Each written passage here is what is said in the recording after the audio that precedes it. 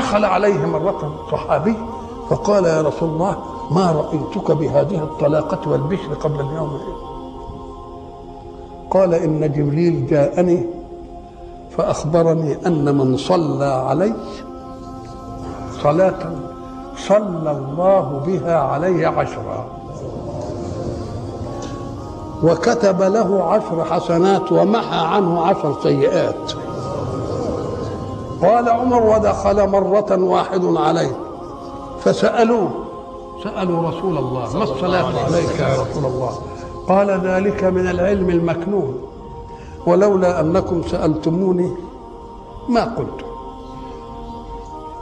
الله سبحانه وتعالى وكل بي ملكين،